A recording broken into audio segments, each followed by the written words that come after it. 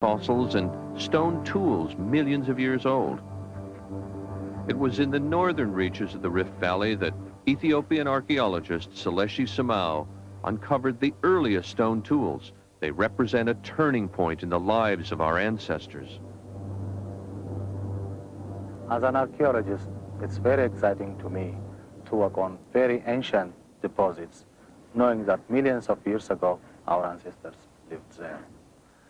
And it's also very inspiring to try to reconstruct how they lived just based on the tools they left behind.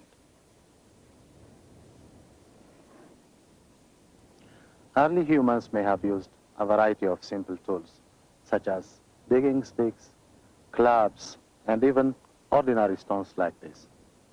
The major breakthrough in early human evolution came about when some early human populations understood that by bashing one rock like this with another one, that they can produce a very simple, sharp-edged flex, which can be a very effective tool. Imagine what it was like for our ancestors when they struck upon this innovation. A few flakes removed from a piece of rock, and you've created a useful cutting tool. Hundreds of stone artifacts like this were found in the Hadar region of Ethiopia. They represent the oldest known tools. With new dating techniques, we know that they are at least 2.5 million years old. I believe this marked the dawn of human technology. Stone tools have been found throughout the Rift Valley, and Ethiopia holds the record for the most ancient ones. But it is Olduvai Gorge, in the heart of the rift, that has yielded the best studied collections.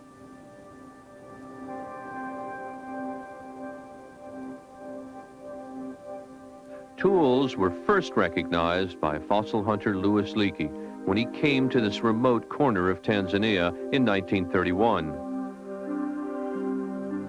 He was intrigued by the mystery of who made these artifacts and how they were used. Olduvai was like a powerful magnet. In the following decades, Louis and his wife Mary returned time and again. As we went along over the years, we found plenty to satisfy ourselves and to make us realize that there was still a great deal to be discovered in East Africa. What the Leakeys really wanted to find was the tool maker. Louis had this idea that human beings, that man was unique. He was distinguished from all other animals because he made and used tools.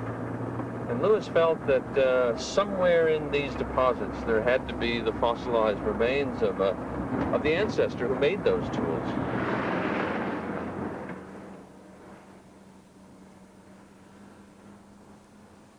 Today, some of the discoveries made by the Leakeys are kept in this storeroom at Olduvai.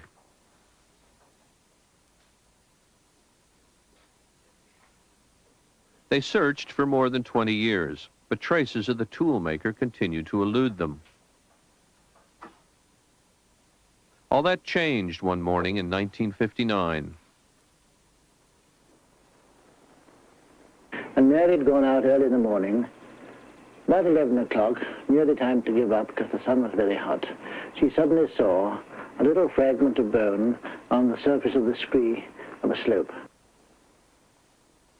At last, it seemed Mary had found what they'd been looking for, the ancestors who made the stone tools. With great fanfare, they unveiled the find and gave it the scientific name Zinjanthropus.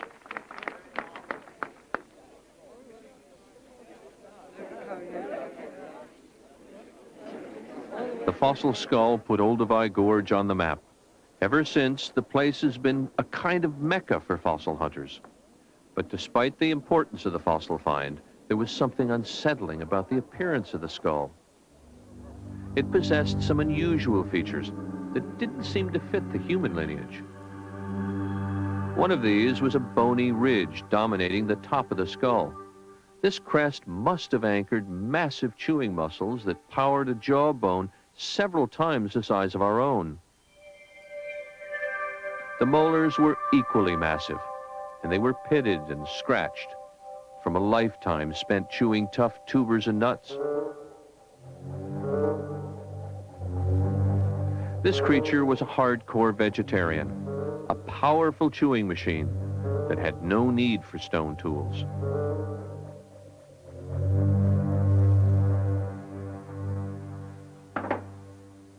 One year later, the Leakeys made a find that would relegate Zinjanthropus to the warehouse forever. The limelight shifted to a more advanced ancestor. Although not much taller than Lucy, it had what Zinjanthropus lacked, a bigger brain.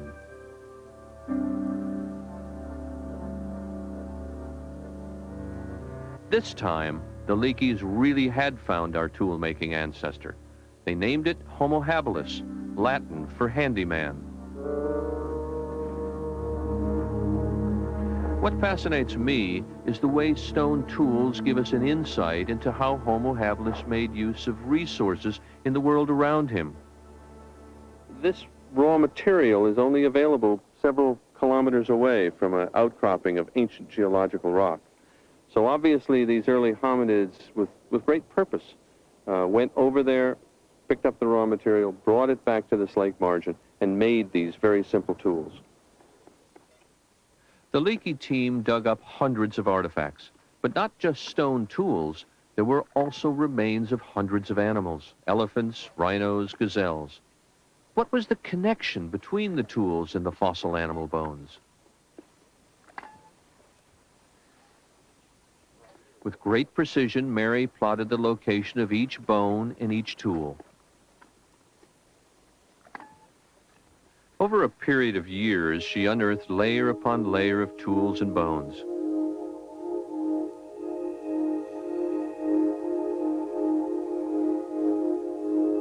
They were densely concentrated in one area of about 300 square feet, which had once been on the edge of an ancient lake.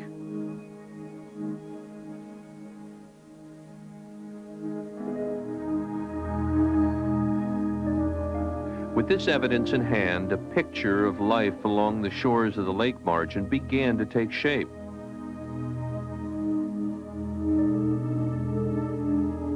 Scientists were eager to fill in the details and to understand how Homo habilis lived.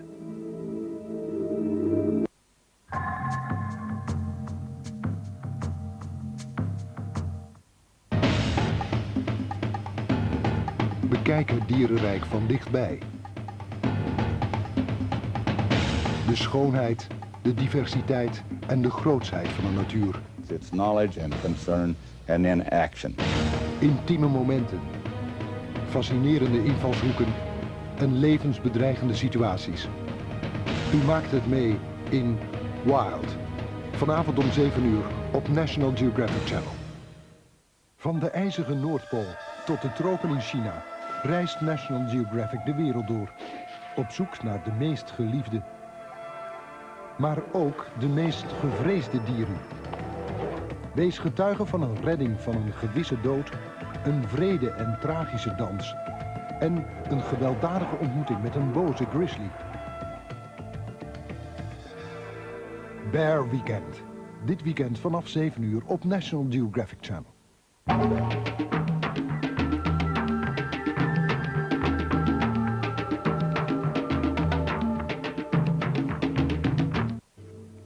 This film, shot in the 1960s, was shown at a conference called Man the Hunter. Scientists saw in these pictures an image of Homo habilis living in a cooperative society in which women did the gathering while men hunted. Hunting has always been a very seductive explanation for how we became human.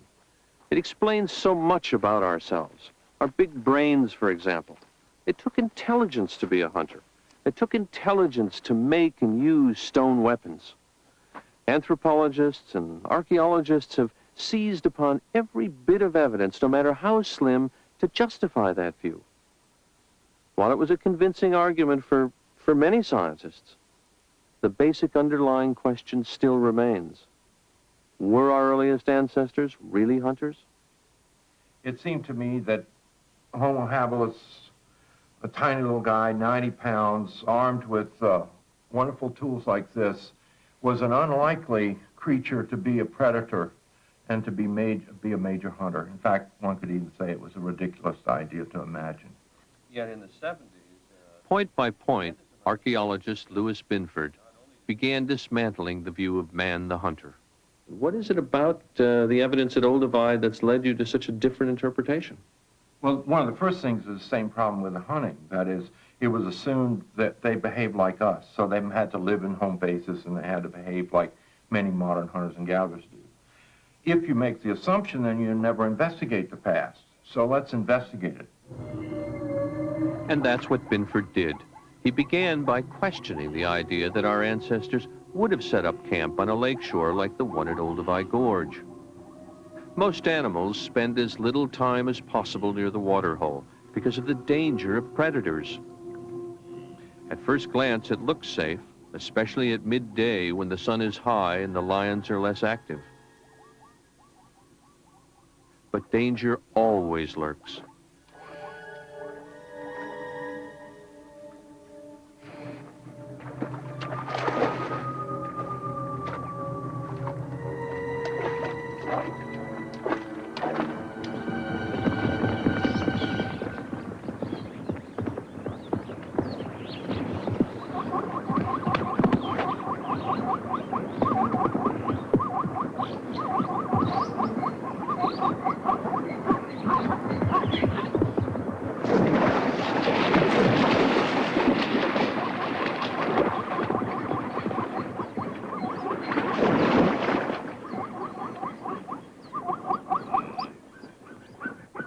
It's hard to imagine this as a base camp where rational hominids would be sleeping.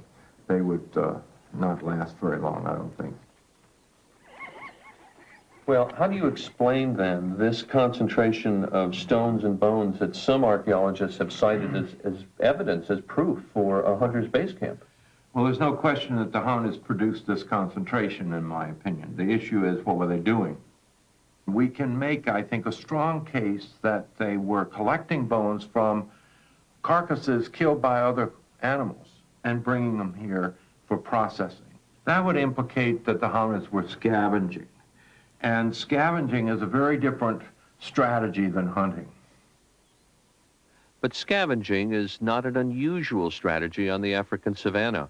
If you can find a carcass without having to hunt it down, you're one step ahead. For vultures, scavenging is the only way to find food.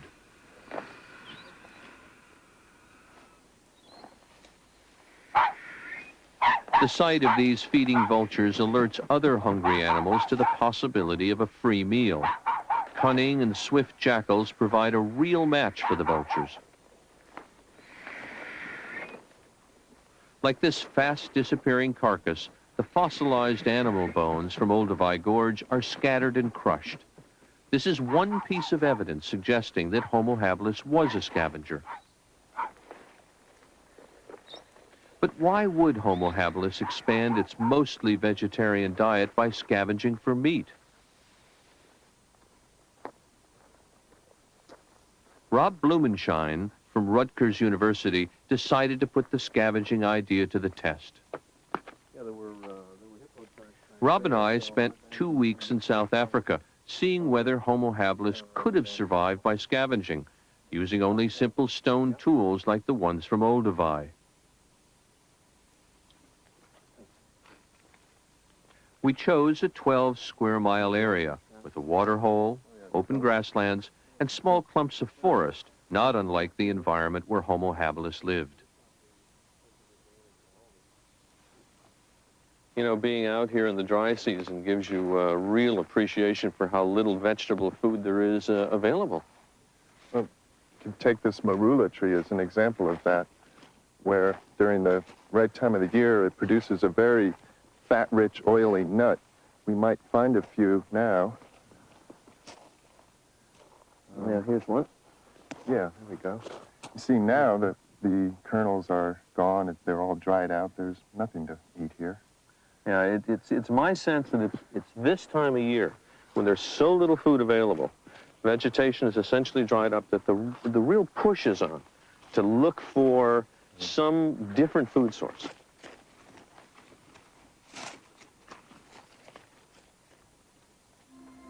Just like today, Homo habilis faced long, dry seasons when for months on end there was virtually no rain. And water holes became mere puddles.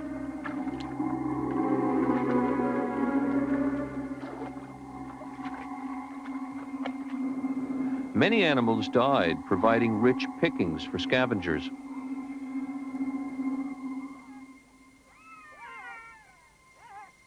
Everyone is on the lookout, including Rob and I, as would-be scavengers.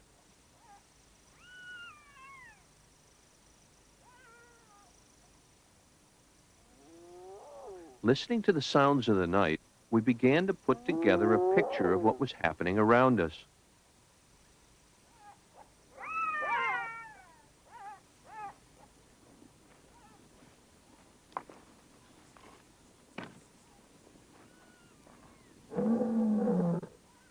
Hearing the deep-throated growl of a lion told us some animal was about to meet its death.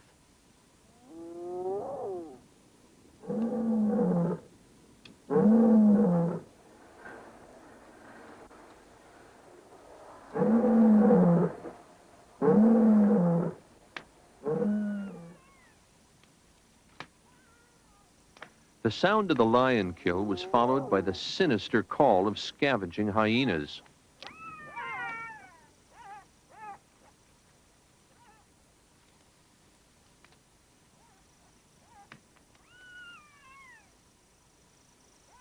Had Rob and I been looking for meat, the presence of hyenas meant there was very little chance we would find much left on the carcass. It wouldn't have been any different for Homo habilis.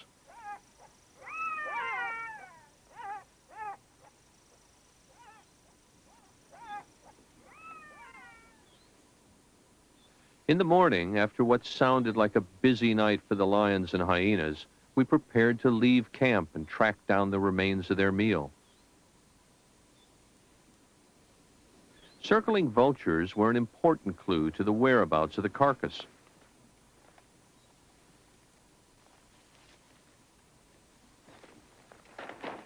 Vultures always get there first and in the greatest numbers.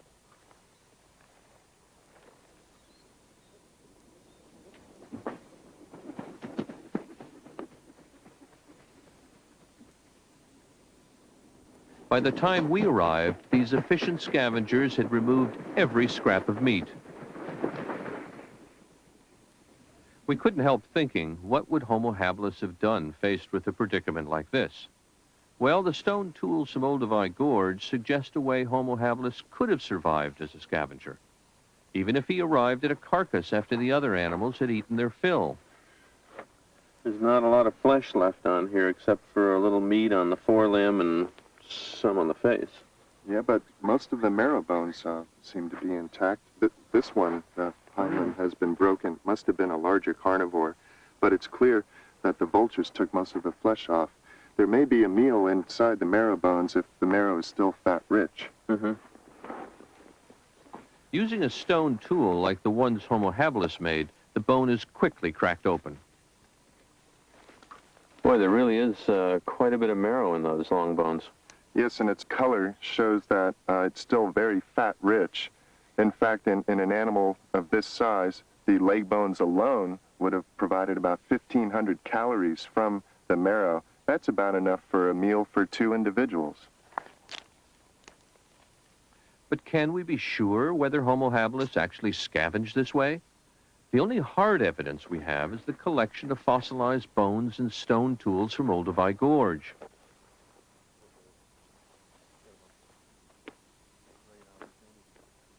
Rob's experiment tells us what to look for. After cleaning the bones we had cracked open, we could see 2 distinct kinds of marks, one gouged out by the hyena's sharp teeth, the other made by using the stone tool. the cut marks themselves, they are very much narrower and deeper. You don't get the crushing that you get with the carnivore tooth marks. The two kinds of damage are clearly different. These marks are made by a stone tool. Knowing what stone tool cut marks look like on fresh bones, we can go back to the fossil bones from Olduvai Gorge and look for similar damage. Casts of the original fossils are coated with a thin layer of gold to highlight whatever marks remain. Archaeologist Pat Shipman sorted through hundreds of fossils before she found just the right one. Early on in the study, I found a bone that had marks on it that really surprised me. It was a piece of the muzzle of an antelope, and it had a set of marks where we had overlapping tooth marks, like this one here, and cut marks as well, on the same bone in the same spot. Both a hominid with a stone tool and a carnivore with sharp teeth, something like a hyena or a lion perhaps, processed this individual spot on that particular antelope. Not only did they overlap on the same spot, but microscopically I could see that one of them came first. And it was the hyena. It came first, and Homo habilis was left with the scraps. It's by combining the observations from experimental studies on contemporary bones like these with observations of fossil bones from sites like Olduvai that we can be fairly certain that Homo habilis was probably a scavenger. But what really interests me is when I go back and look at the bone collections from the site where Lucy was found, the bones are virtually complete and unbroken. But as soon as stone tools enter the fossil record, the character of those bone assemblages changes dramatically. The bones are bashed up, broken, marrow is extracted, cut marks appear on the bones, and this suggests to me that there was a major behavioral change. Perhaps it was during this time that early hominids obtained a taste for meat. And more than that, a need for meat to provide essential nutrients and calories to support a larger brain.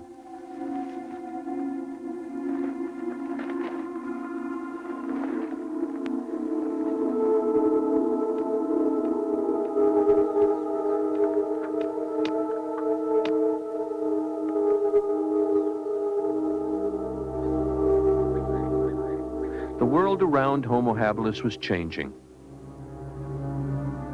A drier climate was turning nearly all the forests to grasslands, providing new challenges and new opportunities for our ancestors.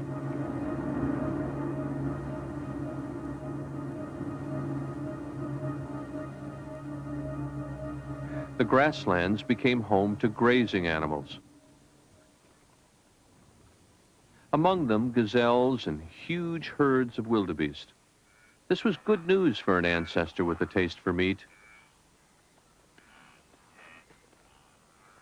A bountiful feast was everywhere to be found. But our ancestors also faced new competitors. One of them was the hunting dog.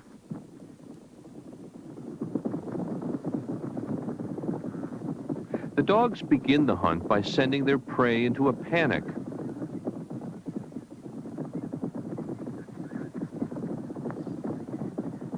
Working together, they single out the most vulnerable member of the herd.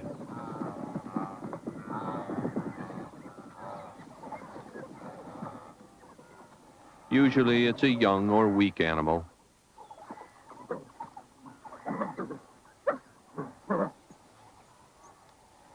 Effective as the hunting dogs are, their fortunes can change quickly.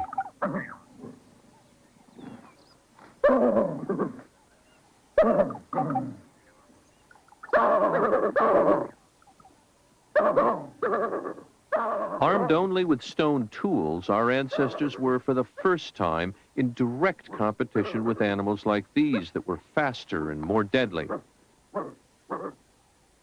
More than ever, intelligence was becoming the key to survival.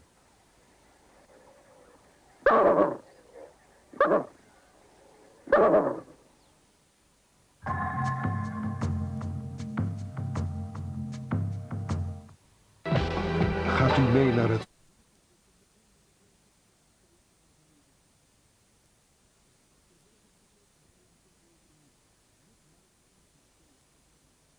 De kampioenentrui is voor de 34-jarige Ludo Dirksens. Oververdiend, want in de eerste ronde ging hij al in de aanval. Het is de eerste overwinning van het seizoen voor de ploegmaat van wereldkampioen Kamensint. Van Haken is tweede en Merckx derde. Ik had super binnen vandaag, ja. En dan doe je wat je wil? Ja, doen wat je wil. Ik heb toch mijn koers ingedeeld. Ik zeg het, ik heb in het begin 3/4 van de koers echt op reserve gereden. Ik heb 2-3 maal getest op de Kloosterstraat echt en daar zat kracht achter. En ja, ik zeg, dan moet ik proberen van te houden. En dan de laatste 50 kilometer heb ik aan blok gereden en ja, ik was sterk. Op de Vlaamse atletiekkampioenschappen in Oordegem zijn 2 Belgische records gevestigd. Kim Gevaert liep alweer een nieuwe beste tijd op de 100 meter. Gevaert was al recordhoudster op dat nummer. Maar vandaag was ze nog eens 1500ste van een seconde sneller dan een maand geleden. Het nieuwe record bedraagt 11 1700ste seconden. Met die tijd zou ze vorig jaar 30ste zijn geweest op de wereldranglijst. Het is voor Gevaert dit jaar al het derde record over die afstand. Even Kim, probeer het even. En Sandra Svennen heeft een nieuw record gevestigd in het hinkstapspringen. Svennen kwam in Oordegem uit op 13 meter en 43 centimeter. Ook Svennen... It revealed as never before how the human story would unfold. A skeleton was found near the shores of Lake Turkana by Kenyan fossil hunter Kamoya Camus.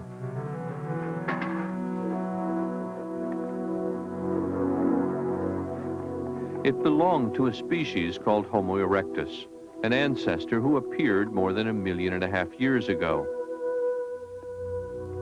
The excavation team methodically uncovered ribs, arm and leg bones, the entire lower jaw, and even a complete pelvis.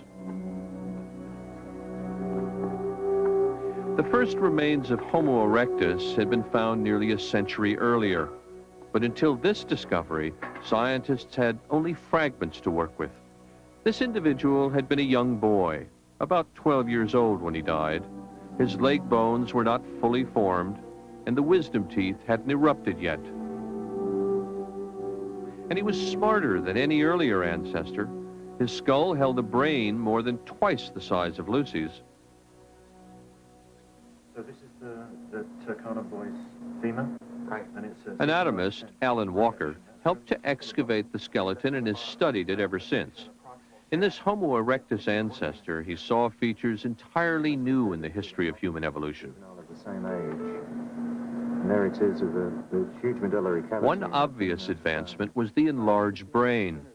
But Walker was particularly fascinated by the body build, which provides clues as to how this ancestor competed on the African plain.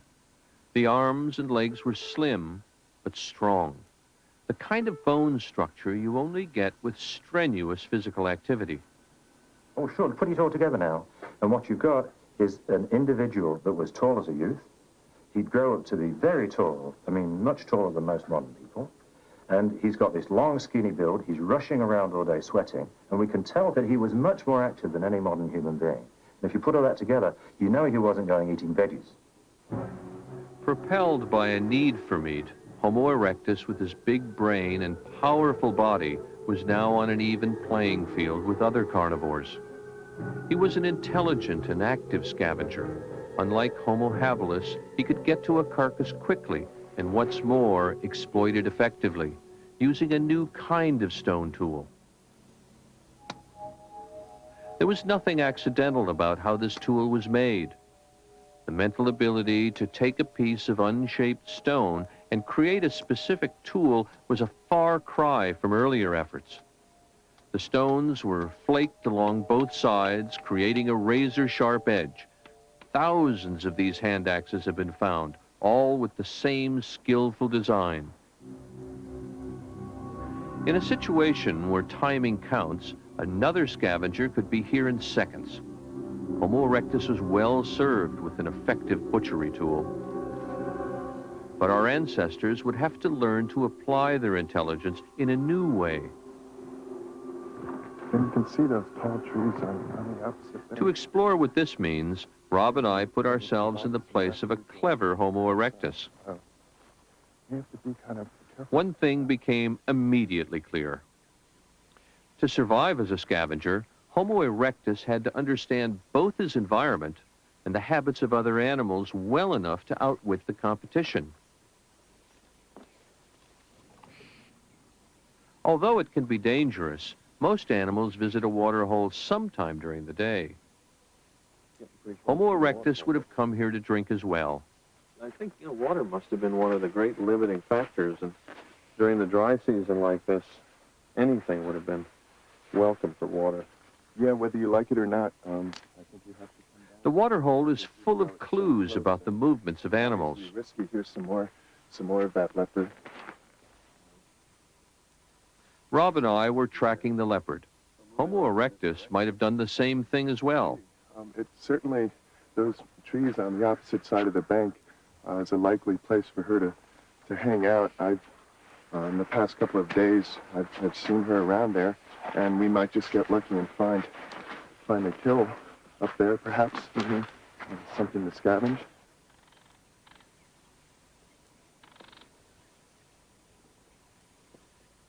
Perhaps Homo erectus had the same idea we did, to see if the leopard had stashed a fresh kill in a tree.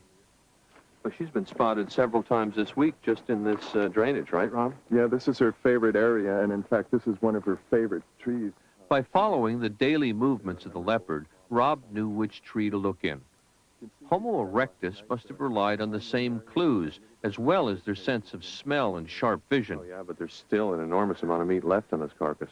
Well, that's one of the things that makes this such a good scavenging opportunity. It's a small animal, but the fact that the leopard stashes it up in the tree means that the flesh is not going to be scavenged by hyenas on the ground.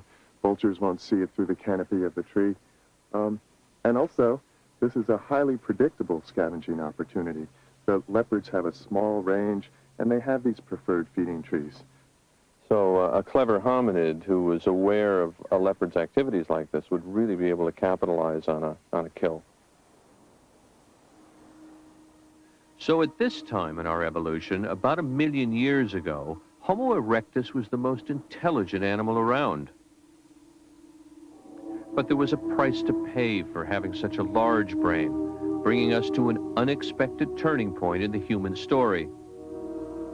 Getting a big Homo erectus brain through a pelvis still only a little larger than Lucy's would have made giving birth impossible. The solution for erectus was no different than for modern humans. In the first year of life, the brains of these babies nearly triple in size. The brain of a newborn is just small enough to make the birth process possible. But gestation continues for another year outside the womb as the brain continues to grow.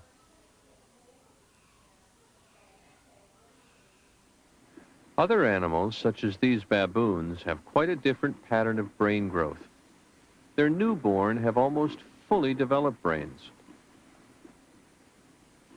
With most of their brain growth behind them, they're soon very active and independent.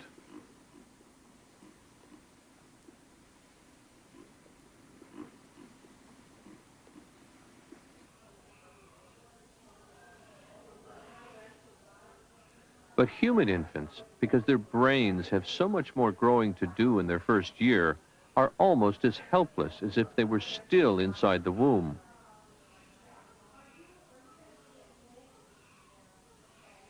This demands around-the-clock care to protect the infant, keep it warm, and provide it with nourishment.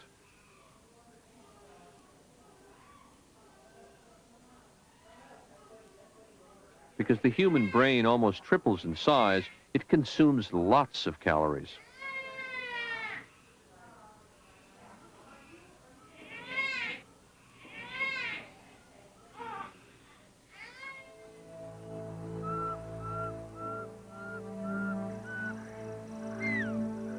This also implies a family organization to support a long period of total dependency. By the time of Homo erectus, this family pattern must have been firmly established. Because of their large brains, Homo erectus gave birth to helpless, defenseless infants, much as we do today. Even with their ability to scavenge well, Homo erectus parents must have been pushed to the limit to provide for themselves and their offspring.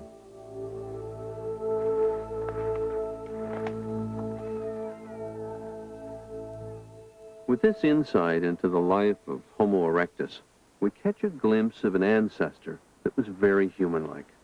They had substantially enlarged brains, they had a body build very much like our own, and they made sophisticated tools.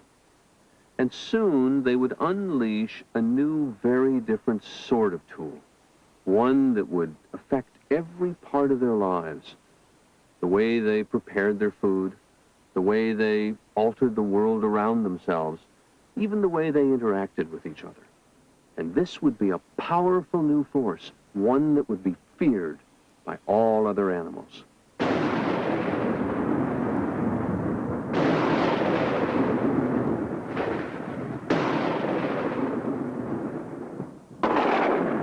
Storms like this and the fires ignited by lightning must have been terrifying.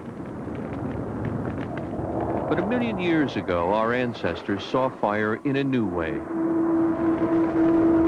They realized that, unlike other animals, they didn't have to run, and this fearsome force of nature could be used to their advantage.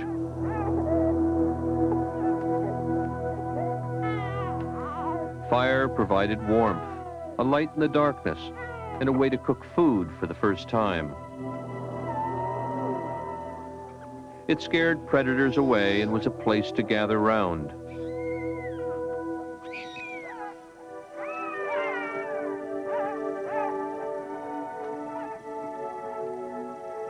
Fire changed the course of human history and allowed our ancestors to leave Africa and roam the rest of the world.